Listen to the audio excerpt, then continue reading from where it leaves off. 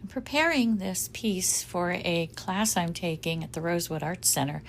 And in order to save some time, I used an app called Artesio to create a line drawing out of a photograph that I took at my bird feeders a couple weeks ago. And right now I am going to be limited to basically 2 ink colors on whatever paper I choose for my background, which will probably be whites. So what I'm doing right now is carving away the areas that I want to have remain the color of the background paper. And so I'm going to give it, I kind of like the textured look of an uneven background, especially when it's a large space like this.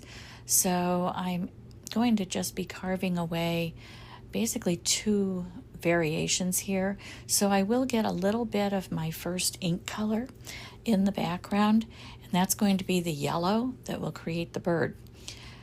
Right here I'm just going ahead and drawing in the grid-like pattern on the bird feeder.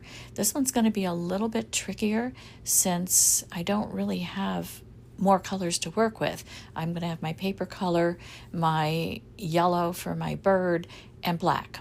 So I'm going to grid this out a little bit, keep the spaces fairly open, and start by just carving out small areas that will show the paper through. Above the line there where the seed ends, you'll see more background, and then very little background showing through in the lower part where the seed is piled up inside the feeder. So that'll give me little bits of white, almost like little highlights, and little bits of yellow going through.